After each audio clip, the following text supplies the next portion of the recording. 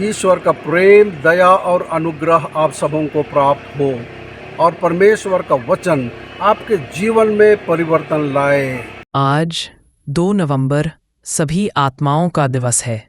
इस दिन हम उन आत्माओं का स्मरण और प्रार्थना करते हैं जो शोधकाग्नि में है, जो स्वर्ग में प्रवेश करने से पहले शुद्धिकरण की अवस्था में मानी जाती हैं।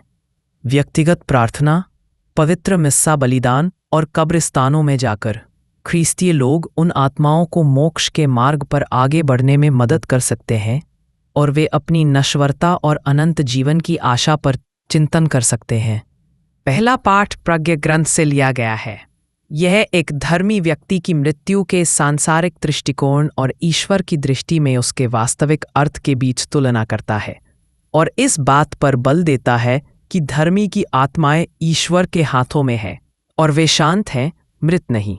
यह व्याख्या करता है कि जहां अन्य लोग मृत्यु को एक बुरा अंत मानते हैं, वहीं ईश्वर धर्मी लोगों को सोने की तरह शुद्ध और परख रहे हैं। उन्हें एक ऐसे भविष्य के लिए तैयार कर रहे हैं जहां वे चमकेंगे, राष्ट्रों का न्याय करेंगे और प्रभु के साथ अनंत काल तक शासन करेंगे।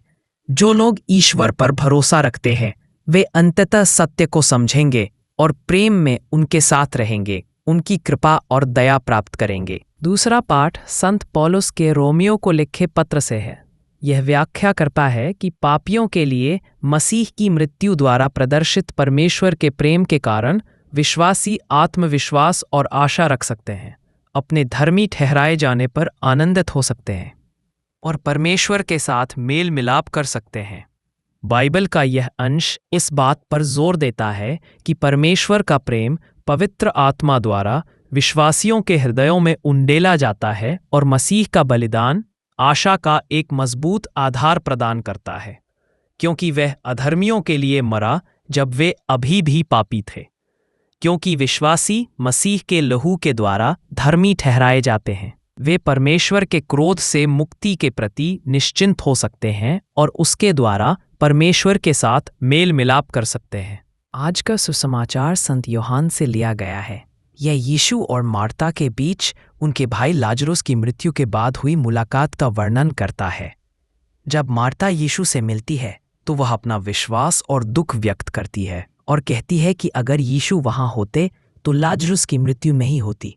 फिर यीशु घोषणा करते हैं, मैं ही पुनरुत्थान और जीवन हूं, और यह दावा करते हैं कि जो लोग उनमें विश्वास करते हैं उन्हें अनंत जीवन मिलेगा। बाइबल का यह अंश मार्ता के विश्वास में एक प्रगति को दर्शाता है, जो दुख और प्रश्नों से शुरू होकर इस दृढ़ विश्वास की ओर बढ़ता है कि यीशु ही मसीहा परमेश्वर के पुत्र हैं।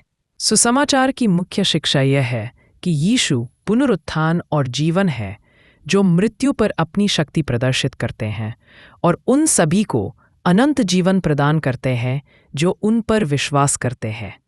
विश्वास विकास की एक प्रक्रिया है जो दुख के माध्यम से और गहरा हो सकता है।